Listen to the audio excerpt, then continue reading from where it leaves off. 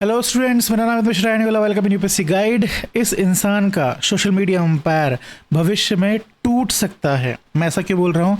क्योंकि इनके ऊपर केस कर दिया है यूएस फेडरल ट्रेड कमीशन ने। केस किस कारण से किया है? एंटी ट्रस्ट केस करा है। इनके ऊपर आरोप लगा है कि इन्होंने इंस्टाग्राम और व्हाट्सएप को अब्जॉर्ब कर लिया, खरीद लिया है before they could become it's competitor. मतलब जो कंपटीशन की जो एक होना चाहिए ना, हेल्दी कंपटीशन होना चाहिए, वो कंपटीशन बनने ही नहीं दिया इन्होंने, और उससे पहले उन्होंने क्या कर लिया, इसे खरीद लिया है। तो इस बात में केस चल रहा है। अच्छा, मैं क्यों बोल रहा हूँ सर, फिर आप ये ऐसा क्यों बोल रहे हो कि ये टूट जाएगा?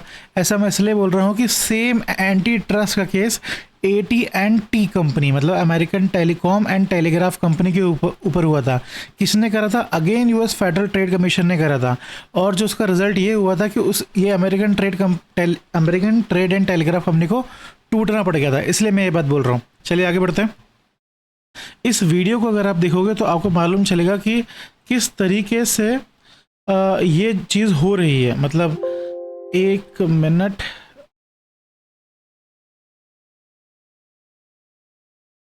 and most recently blocked Trumpers after ये एक determining लीक्ड वीडियो है। ये देखिए, एक लीक्ड वीडियो है। इसमें you will delete all the Republicans, मतलब ये रिपब्लिकन्स का डेटा डिलीट कर देंगे जो भी आता है। अगेन लीक वीडियो है। देखो, ये सोशल फेसबुक के एम्प्लॉयज़ हैं और ये एक पर्टिकुलर पॉलिटिकल पार्टी को सपोर्ट कर रहे हैं। देखिए, अगेन लीक वीडियो है। तो मैं बताने की कोशिश कर रहा हूँ, ये लोग बहुत ज़्यादा पावरफुल हैं और ये चेंज कर सकते हैं किसी भी डिसीजन को। ठीक है, अब आगे देखिए। ये तो सिर्फ ये लीक वीडियो हो गया। अब लीक ईमेल्स देखिए। ये मार्क जकरबर्ग के लीक ईमेल्स है। मार्क जकरबर्ग ने, देखिए यहाँ पे क्या लिखा हुआ है, ये देखिए थर्ड लाइन देखिए। वेट अ सेकेंड, देखिए, large scale they could be very disruptive to us। देखो, if they grow to a large scale they could be very disruptive to us. मतलब अगर ये आगे ग्रो कर जाएगी कंपनीज, इंस्टाग्राम और व्हाट्सएप के बारे में बात हो रही है, तो ये हमारे लिए नुकसानदेह हो सकती है। ये बात उन्होंने बोली। आगे देखिए, इससे पहले हमें क्या करना चाहिए ना, न्यूट्रलाइज कर देना चाहिए। Neutralise a potential competitor. ठीक है, तो जो कंपटीशन की, जो हेल्दी मार्केट की, जो हेल्दी ट्रेड प्रैक्टिस होती है, उसको वायलेट कर रहे हैं, इसलिए इन पे केस चल रहा है। ठीक है, इसके ऊपर अपन बात करेंगे। ओके, तो हमारी जो कोचिंग है यूपीएससी गाइड, उसने कोर्स लॉन्च करा है। IAS GS प्रीलिम्स का मेंस फाउंडेशन कोर्स रिलीज करा है।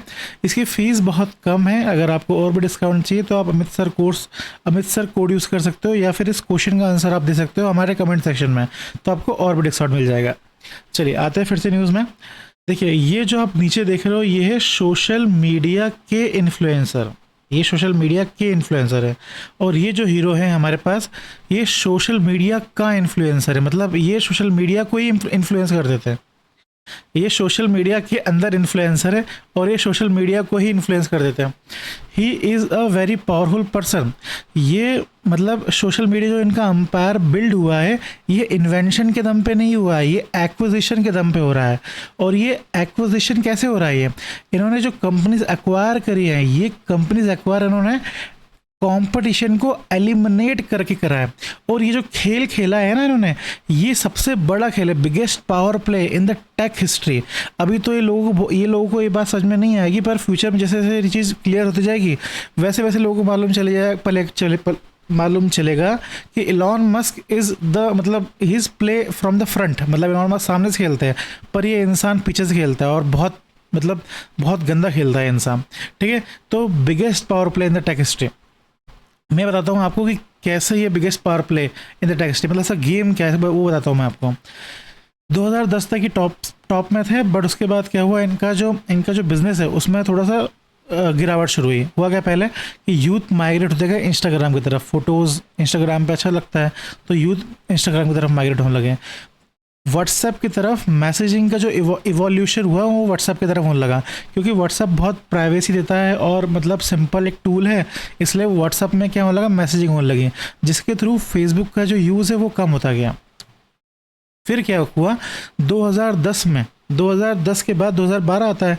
2012 में देखा एलॉन मस्क ने, यार हमारी कंपनी तो गिरने वाली है, तो एलॉन मस्क ने फिर क्या करा, जो उठता हुआ जो कॉम्पिटिटर, पोटेंशियल कॉम्पिटिटर हो सकता था इंस्टाग्राम, उसको 2012 में खरीद लिया। जबकि इंस्टाग्राम का जो रिवेन्यू था 2002 साल 3 साल तक, वो क्या था, $0 रिवेन्यू था। और इसमें 13 लोग ही काम कर रहे थे, 30 मिलियन यूज़र हो गए थे इंस्टाग्राम के उस टाइम तक, 0 रेवेन्यू। तो फिर केविन साहब से इन्होंने क्या खरीद लिया, इंस्टाग्राम खरीद लिया $1 बिलियन में। ठीक है, 2014 में फिर इन्होंने सबसे बड़ी डील हुई, $19 बिलियन में उन्होंने व्हाट्सअप खरीदा। 400 मिलियन यूज़र थे उस टाइम पे व्हाट्सअप के। व्हाट्सअप की उस टाइम पे खास बात ये थी कि वो ऐड फ्री था और प्राइवेट था। पर जैसे ही इन्होंने व्हाट्सअप बाय करा, इंस्टाग्राम बाय करा, उसके बाद उन्होंने अपने आप से, मतलब फेसबुक से या कह लो मेटा से, उसे क्या कर लिया, मर्ज कर लिया। देखिए, पहले वो बाय करते हैं चीज़ों को, उसके बाद फिर वो मर्ज करते हैं और फिर वो कंट्रोल करना शुरू करते हैं। कंट्रोल कैसे करा उन्होंने, जब वो मर्ज हो गया तो बात ये हुई थी, जब इंस्टाग्राम व्हाट्सअप खरीद रहे थे, बात ये हुई थी कि इंस्टाग्राम और व्हाट्सअप इंडिपेंडेंटली रेगुलेट होंगे। और जब ये मर्ज हो गया तो फिर उन्होंने ये बात को फॉलो नहीं किया और पूरी तरीके से अपने जैसा वो चाह रहे थे वैसा करना शुरू कर दिया उन्होंने। जैसे एग्जांपल के लिए की बात ये है कि व्हाट्सअप के फाउंडर ने रिज़ाइन कर दिया। क्यों रिज़ाइन कर दिया, क्योंकि व्हाट्सअप पे अब एडवर्टाइजमेंट शुरू हो गए थे। ये देख के व्हाट्सअप के फाउंडर ने भी रिज़ाइन कर दिया। तो पहले क्या कर रहा था, पहले इंसान क्या कर रहा था, बाय कर रहा था, मर्ज करा, फिर उसने क्या करना, कंट्रोल करना शुरू कर दिया। तो ये वाली बात हुई। यही देख के कंपटीशन को एलिमिनेट करके सोशल मीडिया अंपायर जो इंसान बना ना, इसको देख के यूएस के फेडरल ट्रेड कमीशन, हमारे देश में कंपटीशन कमीशन है, वैसे यहाँ पर यूएस में कौन सा है, यूएस फेडरल ट्रेड कमीशन है। इसने इनके ऊपर, फेसबुक के ऊपर एक केस करा 2020 में। पर और केस करने के बाद इन्होंने क्या डॉक्यूमेंट्स शेयर करे, ये जो मार्क ज़करबर्ग के जो पर्सनल ईमेल एड्रेस है ना, ईमेल के जो टॉक थी वो शेयर करा।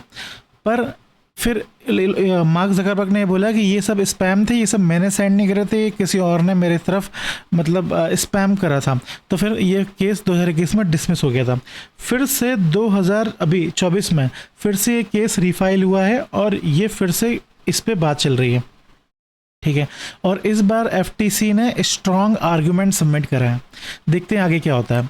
इस न्यूज़ का ग्लोबल रिएक्शन क्या है, इस न्यूज़ का ग्लोबल रिएक्शन ये है कि यूरोपियन यूनियन ने क्या करा, रेगुलेशन मतलब European unions regulators have launch props, search करना शुरू कर दिया है भाई अपने अपने देशों में।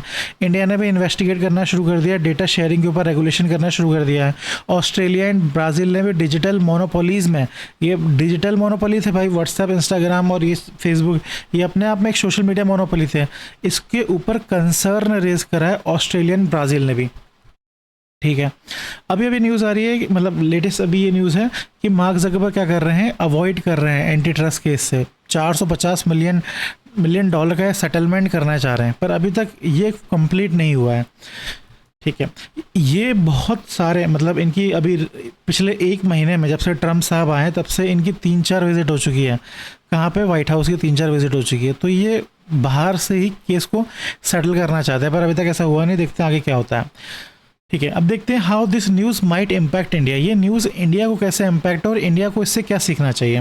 पहला चीज़ तो ये है कि जो हमारा कंपटीशन कमीशन है, कंपटीशन कमीशन ऑफ इंडिया है, उसको सर्च इंक्रीज कर देना चाहिए। जो ये डोमिनेंस है, ये जो व्हाट्सएप का, इंस्टाग्राम का, फेसबुक का जो डोमिनेंस है, उसमें मतलब देखना चाहिए कि कहीं कॉम्पिटिटिवनेस तो कहीं हर्ट नहीं हो रहा, ये देखना चाहिए पहली चीज़।